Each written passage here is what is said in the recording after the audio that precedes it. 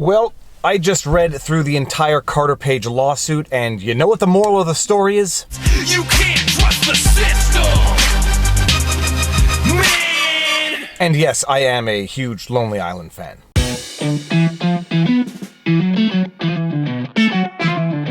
Viva Frei, Montreal litigator turned YouTuber, and today we're going to walk through the Carter Page lawsuit in which he sues the FBI, the Department of Justice, Andy McCabe, Peter Strzok, James Comey, Lisa Page, and a number of others. This lawsuit reads like what you think would happen when a group of high school kids think they rule the world. Now, the problem with this lawsuit is it is a mouthful. It's 59 pages long, and it is very easy to get lost in the weeds and lose view of the forest, if that is the proper analogy. That doesn't make sense. I'm going to do my best to give you a proper overview without boring people to death with details and names. Some of you might think that this is missing some information. Others are just going to be blown away as it is. But let's get into it by introducing to you who is Carter Page. From Wikipedia, so take it for what it's worth, Carter William Page, born June 3, 1971, is an American petroleum industry consultant and a former foreign policy advisor to Donald Trump during his 2016 presidential election campaign. Page is the founder and managing partner of Global Energy Capital, a one-man investment fund and consulting firm specializing in the Russian and Central Asian oil and gas business. Page was a focus of the 2017 special counsel investigation into links between Trump associates and Russian officials and Russian interference on behalf of Trump during the 2016 presidential election. In April 2019, the Mueller report concluded that the investigation did not establish that Page coordinated in Russia's interference efforts. In December 2019, the Inspector General for the Department of Justice, Michael E. Horowitz, issued a report on his inquiry into the Federal Bureau of Investigation's investigation of the 2016 Trump campaign and its ties to Russia. Horowitz found fault with specific aspects of the FBI's conduct, including omissions of facts and false statements to the FISA court when applying for a warrant to conduct surveillance on Page. According to Horowitz, an FBI attorney doctored an email to conceal that Page was a source for the Central Intelligence Agency. In 2019, the Justice Department determined the last 2 of 4 FISA warrants to survey Page were invalid. In August 2020, Simon & Schuster published Page's book, Abuse and Power, How an Innocent American Was Framed in an Attempted Coup Against the President. Knowing how politically biased Wikipedia in fact is, and knowing how politics ruins everything, if that is what Wikipedia is disclosing, you know the actual story is 10 times worse. So with that said, let's jump into the complaint, and bear in mind that all of the allegations in the complaint are just that, allegations. They are not proven fact, although some are more undeniable than others. Complaint. On November 10, 2020, defendant Andrew McCabe testified in front of the Senate Judiciary hearing that, quote, any material misrepresentation or error in a FISA application is unacceptable, period. The FBI should be held to the standard of scrupulous accuracy that the FISA court demands, end quote. When pushed to explain, quote, who is responsible for ruining Mr. Carter Page's life, end quote, McCabe finally responded, quote, we are all responsible for the work that went into that FISA, end quote. This lawsuit seeks the accountability and damages against the individuals and agencies who wronged plaintiff Carter W. Page. Now, having witnessed and documented firsthand the weaponizing of the judicial process against Michael Flynn, the cynic in me thinks that somehow this lawsuit is going to find a way to get dismissed with prejudice. That being said, when you have public statements made before Senate Judiciary Committees admitting responsibility, when you have one of the defendants who is a lawyer pleading guilty to altering a document, I am a little more optimistic that Carter Page might see some justice from this lawsuit. Also, the claim itself is rooted in statutory provisions for remedies, so there is that, but the court system is what it is, as we have seen. Let's get into the lawsuit. Overview of the violations. On July 31, 2016, the FBI opened a counterintelligence investigation named Operation Crossfire Hurricane, putatively concerning the Foreign Agent Registration Act, FARA, to determine whether, quote, individuals associated with the Trump campaign are waiting for and or coordinating activities with the government of Russia, end quote. Soon thereafter, Dr. Page and 3 other individuals with whom he had little or no relationship were targeted by the FBI in the Crossfire Hurricane investigation. The FBI investigation soon devolved into an effort to obtain from the FISC a FISA warrant authorizing spying and electronic surveillance on Dr. Page. The FBI did not have probable cause to lawfully obtain a FISA warrant. Instead, the FBI used documents furnished by Christopher Steele, a confidential human source, CHS. As the Crossfire Hurricane team knew, CHS Steele had been paid by the Democratic Party and or the Hillary Clinton presidential campaign to perform, quote, political opposition research, end quote, and dig up dirt on a connection between the Trump campaign and Russia in order to divert attention from the investigation of Clinton's email practices while she was Secretary of State. Now, although these are mere allegations in a lawsuit and not yet proven facts, some of them are in fact sort of incontrovertible or well-known facts, that being that Christopher Steele was in fact paid by the Democratic campaign for opposition research on Donald Trump. What is also somewhat of an undisputed fact is that the Christopher Steele report was itself total nonsense, and the FBI knew it was nonsense and relied on Christopher Steele leaking that nonsense report to Yahoo News so that the FBI could use the article in Yahoo News to obtain the warrant from the FISA court. And although I suspect all of you already know this, the FISC is the Foreign Intelligence Surveillance Court, and the FISA is the Foreign Intelligence Surveillance Act, which gives the authority to the FISC, but let's get back to the lawsuit. In accordance with core principles of the U.S. Constitution reinforced by the nation's legal and cultural aversion to spying on its citizens, Congress and the executive branch have enacted rigorous requirements that must be met before electronic surveillance of a U.S. citizen is legally permitted. To survey an American citizen, the FISA requires that there be probable cause that the target is an, quote, agent of a foreign power, end quote, who is, quote, knowingly engaging in clandestine intelligence activities, end quote. In short, to legitimately obtain a FISA warrant against Dr. Page, the FBI had to demonstrate that he was a Russian agent who was knowingly engaging in intelligence activities on behalf of Russia. We are still in the introductory overview allegations, but this fact is going to come up again later on in the lawsuit, and it is a super material fact as relates to Carter Page's history with the CIA. On August 17, 2016, shortly after the inception of the Crossfire Hurricane investigation, the Central Intelligence Agency provided information regarding Dr. Page to members of the Crossfire Hurricane team. This information established that Dr. Page had been a CAI, quote, operational contact, end quote, from 2008 to 2013, and had similar interactions with the FBI. Dr. Page had assisted the CIA in combating intelligence-related activities pursued by Russia and other foreign countries against the United States' interests. Further, the CIA employee had given a positive assessment of Dr. Page's candor. Further, on September 7, 2016, the CIA sent an investigative referral to FBI Director James Comey and Deputy Assistant Director of Counterintelligence Peter Strzok, advising them that Hillary Clinton had approved a plan concerning U.S. presidential candidate Donald Trump and Russia hackers hampering U.S. elections as a means of distracting the public from her use of a private mail server. Letter of Director of National Intelligence dated September 29, 2020. And then we get into the crux of the allegations where you will fully, truly, sincerely to your core understand that you cannot trust the system. On September 19, 2016, as referenced above, the FBI received information regarding Dr. Page from CHS Steele. In particular, 2 documents prepared by CHS Steele falsely alleged unlawful communications and activities involving Dr. Page and 2 Russians with close ties to Russian President Vladimir Putin. The FBI, quote, focused on these 2 documents from Steele to base its claim that there was probable cause to obtain a FISA warrant against Dr. Page. On September 23, 2016, an article was published in Yahoo News alleging meetings between Dr. Page and the same 2 Russian individuals. The FBI treated this article as corroboration for CHS Steele's claims when, in fact, Steele was also the source for the Yahoo article. Further, on September 25, 2016, Dr. Page sent a letter to then FBI Director Comey in which he categorically denied that he had any such communications with the Russian individuals and documented his previous cooperation with the CIA and the FBI to combat Russian spying. These false allegations against Dr. Page made by CHS Steele were not investigated by the FBI in accordance with its own manuals and procedures. For the FBI to disregard its procedures was particularly egregious in this case because the FBI knew that CHS Steele, A, was being paid to provide political, quote, opposition research on this topic, B, was essentially the exclusive source of information supporting probable cause for the FISA warrant applications, and C, the CIA had warned the FBI of a potential scheme involving false reporting of collaboration between the Trump campaign and Russians. And we haven't broken out this meme in a while, but if you can imagine, it gets worse because, wait. There's more!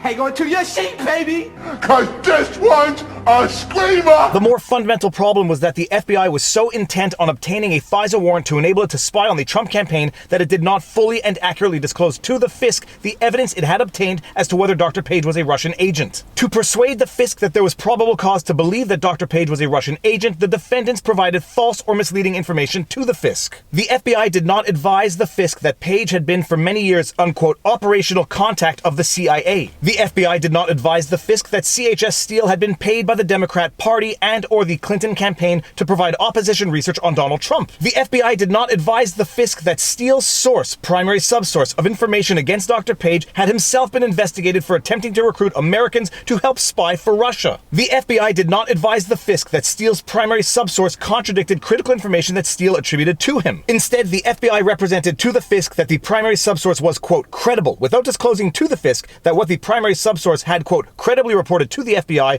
was that the the information Steele attributed to him was inaccurate and misleading. Ultimately, an FBI attorney altered an email from the CIA in order to falsely deny that Dr. Page had been a CIA source serving for many years as an operational contact. In reality, there was no, quote, probable cause to support surveillance of Dr. Page. If FBI procedures had been followed and an honest and thorough investigation conducted, and if the FBI had fully and accurately reported what it knew, the FISA warrants against Dr. Page would neither have been sought nor issued. The individual defendants fabricated or intentionally disregarded critical evidence and misled the FISC in order to obtain the FISA warrants. This case is about holding accountable the entities and individuals who are responsible for the most egregious violation of abuse of the FISA statute since it was enacted over 40 years ago. Alright, so that is one heck of a mouthful, and that is just the first 7 pages of the lawsuit. The rest of the lawsuit really goes into greater detail as relates to those allegations, but the essence of those allegations is as follows. The FBI sought and obtained from the FISC, which is the Foreign Intelligence Surveillance Court, a FISA warrant to survey Dr. Page. They obtained this warrant on the basis of the Steele dossier, which was provided by someone who was being paid by the political adversaries to Trump to dig up opposition research on the Trump campaign. The FBI knew that the Steele dossier was totally unreliable, and if that was the only thing the court would rely on, they would not issue the warrant. So what Steele does is he leaks that story to Yahoo News.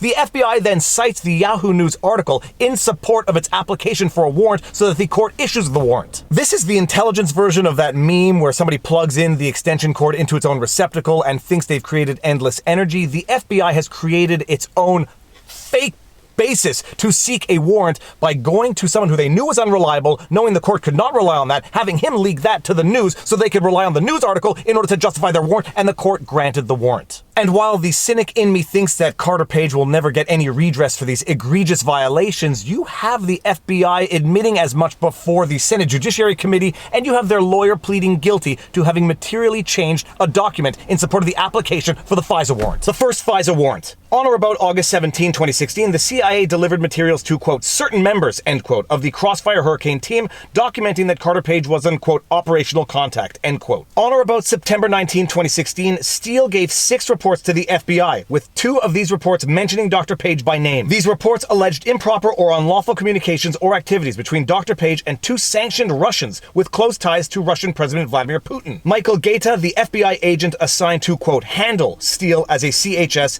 said it was, quote, obvious Steele's work was, quote, politically motivated, end quote. The FBI did not conduct any meaningful investigation of Steele's allegation that there was a, quote, well-developed conspiracy of cooperation between the Trump campaign and Russia, end quote, utilizing Dr. Page as an intermediary. Pursuant to the terms of his CHS agreement with the FBI, Steele was prohibited from talking to the media about the allegations in the Steele report. On September 23, 2016, Yahoo News article alleged that meetings had occurred between Dr. Page and 2 sanctioned Russian individuals, according to a, quote, well-placed Western intelligence source, end quote. Yet the FBI did not ask Steele if he was the source referenced in this article. Instead, the FBI cited the Yahoo News article in the warrant application as independent corroboration of the allegations in the Steele reports. Further on in the lawsuit, we have an allegation which really demonstrates how people who know how to game the system game the system. DOJ then held up the warrant application because of concerns that Steele's bias may need to be disclosed to the FISC. Ultimately, a footnote was added to the application which stated that source number 1, Steele, who now owns a foreign business financial intelligence firm, was approached by an identified U.S. person who indicated to source number 1 that a U.S.-based law firm had hired the identified U.S. person to conduct research regarding candidate number 1's ties to Russia. The relationship. The identified U.S. person hired source number 1 to conduct this research. The identified U.S. person never advised source number 1 as to the motivation behind the research into candidate number 1's ties to Russia. The FBI speculates that the identified U.S. person was likely looking for information that could be used to discredit candidate number 1's campaign. You don't understand what that footnote means? Well, that must make you an idiot, because it's so clear. It's clear as day that anybody who actually took the time to read that footnote would clearly know what it means.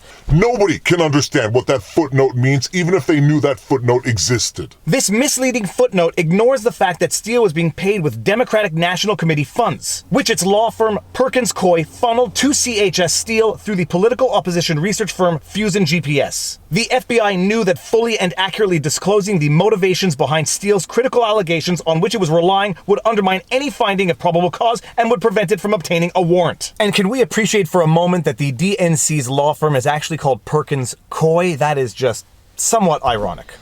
Can you define irony? It's when the actual meaning is the complete opposite from the literal meaning. And with respect to the request for and obtaining the third and fourth warrant, the lawsuit alleges as follows. The FBI again asserted that the requested warrant would, quote, continue to produce foreign intelligence information, end quote, although the prior 6 months of Pfizer surveillance of Dr. Page had revealed no evidence at all of Dr. Page acting as a foreign agent of Russia. There was insufficient evidence to support the issuance of a warrant against Dr. Page when the application for the third Pfizer warrant was submitted to the FISC. The application for the third Pfizer warrant was false and misleading. If the application for the third Pfizer warrant had not been false and misleading, the warrant would not have been issued by the FISC. The fourth Pfizer warrant. The Department of Justice has conceded to the FISC that there was insufficient evidence to support a finding of probable cause when it sought the fourth Pfizer warrant. The previous 3 Pfizer warrant applications had concealed the fact that Dr. Page had been a CIA, quote, operational contact, end quote. Now, before reading the next allegations, we really have to truly appreciate who Kleinsmith is. Kleinsmith is a former attorney for the FBI who was in charge of preparing the documentation for the application for the Pfizer warrants.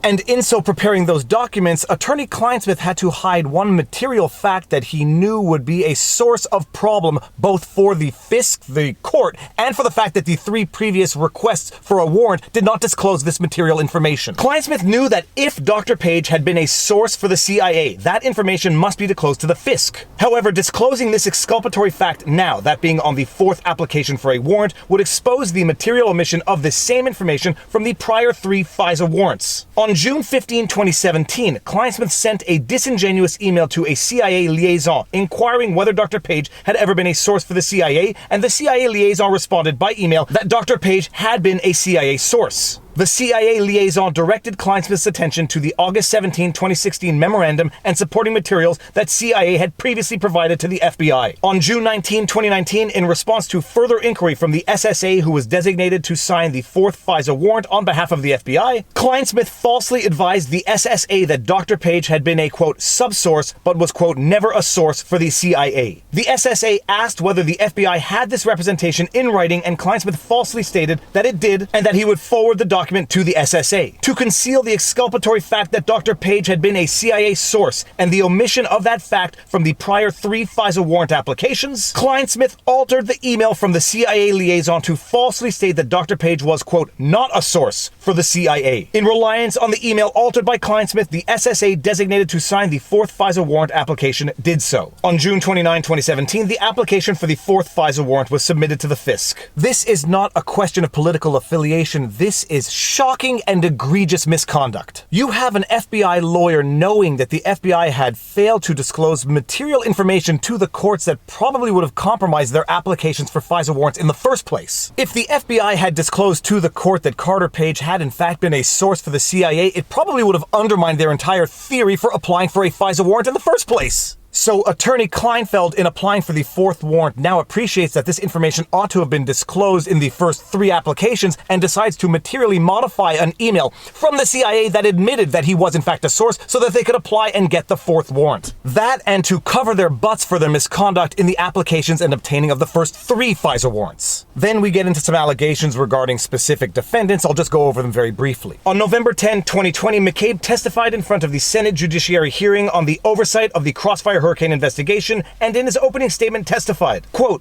to me, any material misrepresentation or error in a FISA application is unacceptable, period. The FBI should be held to the standard of scrupulous accuracy that the court demands. FISA remains one of the most important tools in our country's efforts to protect national security. Senator Graham, who's responsible, Mr. McCabe?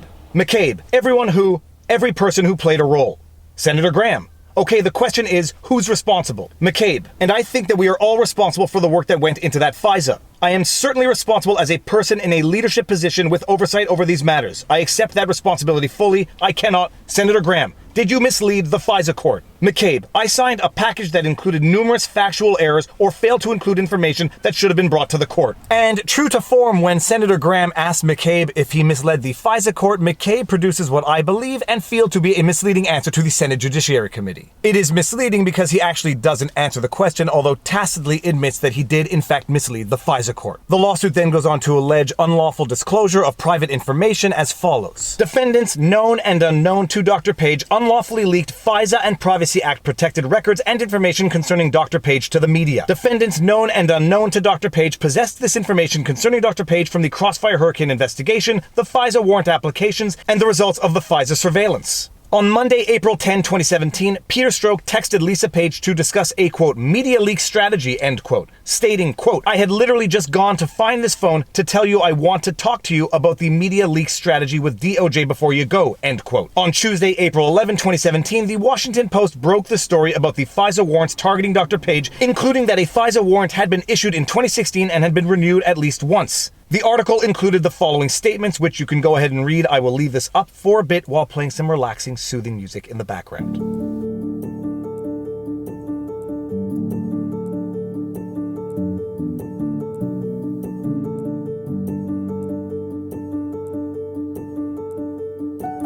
But wait! There's more, and it actually gets even worse. On Wednesday, April 12, 2017, Peter Strzok texted Lisa Page to warn her that 2 media articles were coming out about her, quote, namesake, Carter Page, and one was worse than the other. On Saturday, April 22, 2017, Peter Strzok sent another text to Lisa Page stating that the, quote, article is out, exclamation point, end quote, congratulating her on a job well done, saying, quote, well done, Page, end quote. That same day, the New York Times published a lengthy article entitled, quote, Comey tried to shield the FBI from politics. Then he shaped an election, end quote. Much of this article focused on the investigation of Hillary Clinton's emails, but the article then turned to Dr. Page and included the following statements, which I will leave up for you to read on your own with some relaxing, soothing music in the background. Oh, yeah.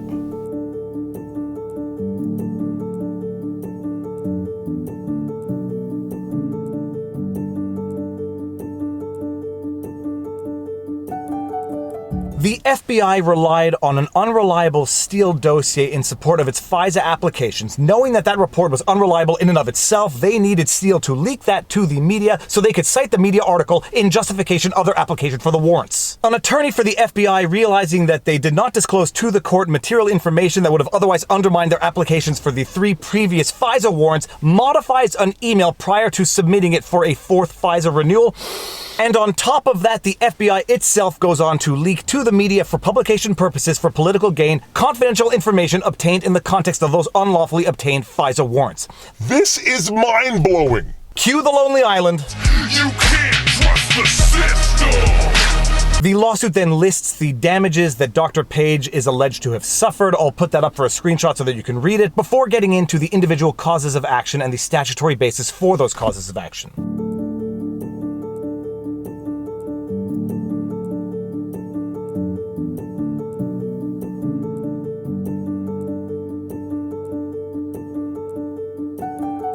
First cause of action, Foreign Intelligence Surveillance Act. October 21, 2016, FISA warrant original against all individual defendants. It is a criminal offense to, quote, intentionally, 1. Engage in electronic surveillance under color of law except as authorized by identified statutory provisions. Or 2. Disclose or use information obtained under color of law by electronic surveillance, knowing or having reason to know that the information was obtained through electronic surveillance not authorized. End quote. By FISA or another, quote, express statutory authorization, end quote. Surveillance is not authorized when the authorization for it has been obtained by false and misleading statements. As the Supreme Court stated in Franks versus Delaware, quote, when the Fourth Amendment demands a factual showing sufficient to comprise probable cause, the obvious assumption is that there will be a truthful showing. The FISA provides that, quote, an aggrieved person who has been subjected to an electronic surveillance or about whom information obtained by electronic surveillance of such person has been disclosed or used in violation of Section 1809 of this title shall have a cause of action against any person who committed such violation. Second cause of action, Foreign Intelligence Surveillance Act, January 12, 2017 FISA warrant, first renewal against all defendants. Third cause of action, Foreign Intelligence Surveillance Act, April 7, 2017 FISA warrant, second renewal against all defendants. Fourth cause of action, Foreign Intelligence Surveillance Act, June 29, 2017 FISA warrant, third renewal against all defendants. We then have a Federal Tort Claims Act against defendants, United States of America. Sixth cause of action, Bivens claim. And a Bivens claim, for anybody who might not know what that was, which was myself about 30 seconds ago before having looked it up, is a claim against a federal officer acting in their capacity as federal officer when they are alleged to have violated the Constitution. Seventh cause of action, Privacy Act, failure to amend against defendant Department of Justice. The Privacy Act provides that when an agency makes a determination not to amend an individual's record in accordance with his request, or fails to make appropriate review of that request, quote, the court may order the agency to amend the individual's record in accordance with his request arrest, or in such other way as the court may direct, end quote, and quote, may assess against the United States reasonable attorney fees and other litigation costs reasonably occurred in any case in which the complainant has substantially prevailed, end quote. Dr. Page requested the right to review the Horowitz report and his corollary right to request the report be amended upon the identification of errors multiple times in September and October 2019. The agency did not amend the report or conduct a review as required under the Privacy Act. Eighth cause of action, Privacy Act, unlawful disclosures against defendants, Department of Justice, and Federal Bureau of Investigation. And then we get into the prayer for relief, where most notably Dr. Page is asking for an amount no less than $75 million in damages. So that is the lawsuit, and there really are no words to describe it other than just pure shock. It is outrageous what went on in this. It is a system gone totally mad. It is a politicized, a weaponized system with no accountability or little accountability, and I am skeptical as to whether or not there will be any accountability even in this particular case. To be continued, because there will be a follow-up in this lawsuit unless it somehow quietly settles, which there will be some serious incentive to do, because barring a settlement, there will be pretty broad discovery in this lawsuit. At the very least, now you might have a better idea of what actually went on in the prosecution of Dr. Page if you were unaware of it before. And if you like my videos and you like my content, please be sure to like, share, subscribe, hit the notification bell, drop a comment in the comment section below because it feeds the algorithm. If you want to support the channel, all of the support links are in the pinned comment. We've got PayPal, Patreon, subscribe to our YouTube membership. People who support the channel get sneak peeks of the videos. You can support Robert Barnes and I on our locals page. It is vivabarneslaw.locals.com. Politics ruins everything, but more important than any of that, be sure to take care of yourselves, check in on friends and family, make sure everyone around you is doing well, and now you know your vlog. Peace out. Booyah. I think I just knocked off the mic.